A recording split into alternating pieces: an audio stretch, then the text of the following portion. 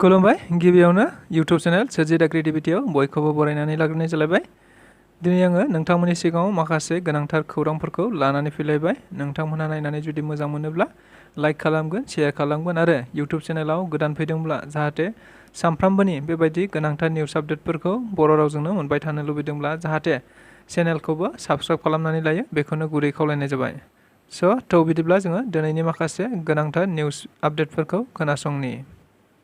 गिबियावनो दङ इएम रन्जित बसुमतारी बिथांखौ पृथ्वीराज नारायण देबमेसआ बाथ्रा बुंनायनि सायाव खेंफोरथि होनायखौ नुनो मोन्दों। थारैनो जों बयबो मिथिगौ आथिखालाव पृथ्वीराज नारायण देबमेसआ आगुनि बारग' एनडिएफबि आरो आथिखाल बिटिआर सरकारनि सासे मावफुं सोद्रोमा। बिथांखौ बायदि गाज्रि रावफोरजों सोंखारिबाय थानायखौ नुनो मोनबाय थानाय जादों, जाय बाथ्राया आथिखालाव समाजारि बिजोङाव जोबोद गोसारबाय थानायखौबो मिथिनो मोन्दों। थिग बेखौ नोजोर बोनानैनो दासिमबो बिथांनि सायाव फिनजाथाय होनायफोरा जोबनानै थाङाखै। नंगौ, बेबायदिनो मैयाबो आरोबाव सासे इउपिपिएलनि सोद्रोमा अमिय कुमार नार्जारी बिथाङा पृथ्वीराज नारायण देबमेसनि हेंथायै गोख्रों फिनजाथाय होनायखौ नुनो मोन्दों। बिथाङा बुंनाय बायदिब्ला पृथ्वीराज नारायण देबमेसआ सासे आब्रुथि गैयै सुबुं, बियो जेबो मोजाङै मिथिया, बेबायदि गोबांथार बाथ्राखौ बुंथिनानै लादों।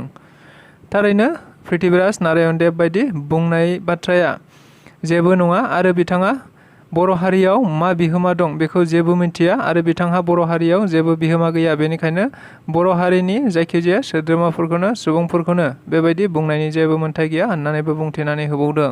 लोगोसे बेनि अनगायैबो आथिखाल कास्टम बसुमतारी एबा आगुनि एबसुनि सासे सोलोंथाइ नेहाथारि बिथां आथिखालाव बिपिएफ दोलोआव थांनानै बायदि समाजारि बिजोङाव इउपिपिएल दोलोखौ सोंखारिबाय थानायखौ नुनो मोननाय जादों, जायखौ नोजोर बोनानैनो बिथां अमिय कुमार नार्जारी बिथाङा आरोबाव कास्टम बसुमतारीनि सायावबो बाथ्रा बुंनायखौ नुनो मोन्दों, जेराव दुलाराय बर' फरायसाया आइडिय'लजि, डिसिप्लिन, मेनार गोनां आरो बे आफादावनो थांनानै बिथाङा बिबानगिरि जाहैदोंमोन। नाथायबा आथिखालाव बिपिएफ राजखान्थि हान्जायाव हाबहैनानै बाथ्रा बुंनायखौ नुनो मोन्दों, जेराव बिपिएफ दोलोआव जेबो आइडिय'लजि, कनसेप्ट आरो बेबायदि डिसिप्लिन जेबो गैयै मोनसे आफादसो। बेबायदियाव हाबनानै बायदिसिना बाथ्रा बुंनाया बेसे गनायजाथाव होननानैबो खौरांगिरिनि मेलनि गेजेरजों बिथाङा रोखायै बुंथिनानै होनायखौ नुनो मोन्दों।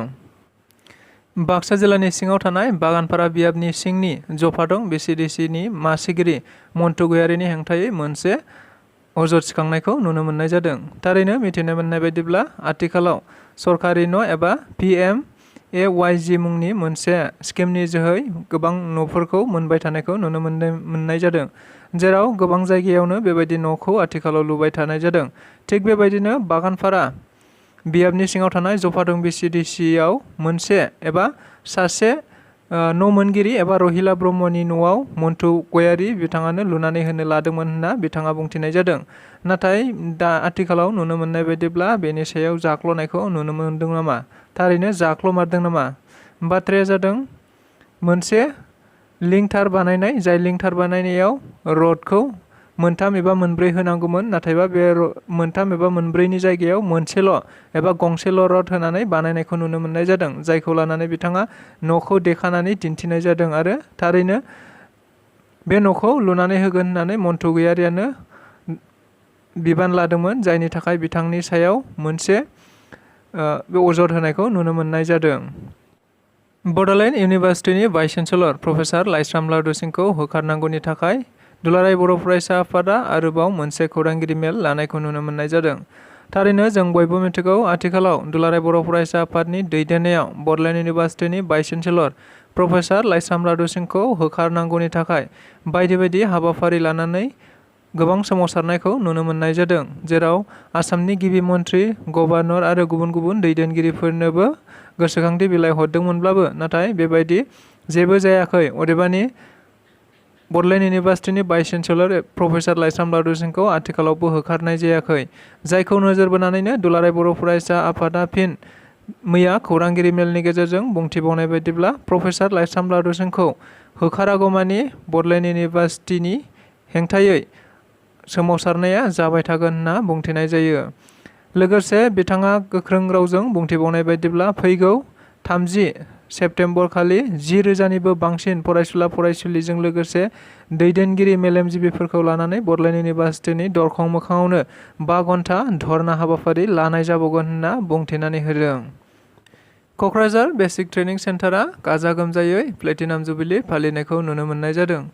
नंगौ, थारैनो क'क्राझार बेसिक ट्रेनिं सेन्टारा गुबैयै 1948 मायथाइयाव बेखेवजादोंमोन, जाय बेखेवजानायनिफ्राय आथिखालसिमाव 75 बोसोर बैसो जाबाय।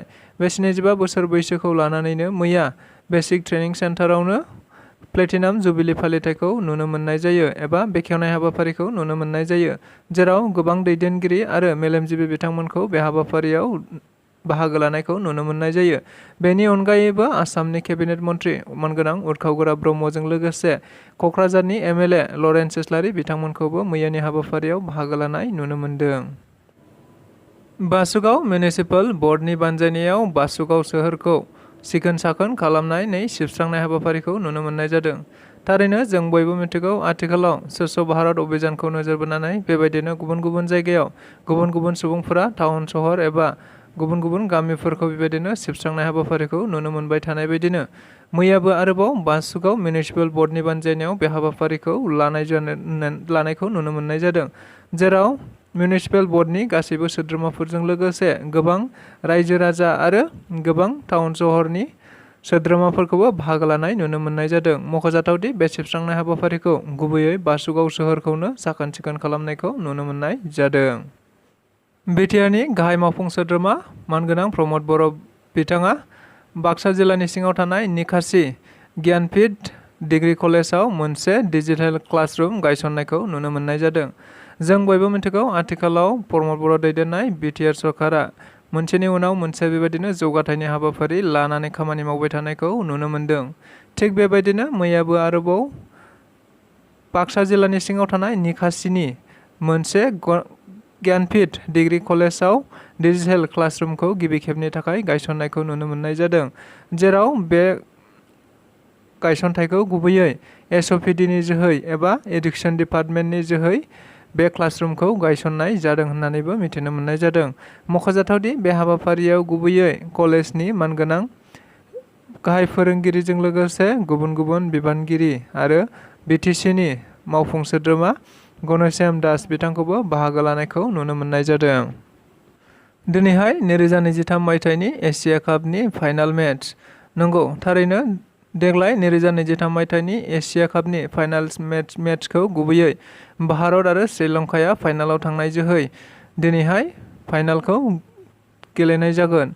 मख'जाथावदि बे गेलेनायखौ गुबैयै दिनै बेलासिनि 3 रिंगा जागायनाय लोगो लोगो नुनो मोननाय जागोन। मख'जाथावदि बे गेलेनायखौ गुबैयै श्रीलंकानि आर प्रेमादासा स्टेडियामाव गेलेनाय जागोन होनना मिथिनो मोननाय जादों।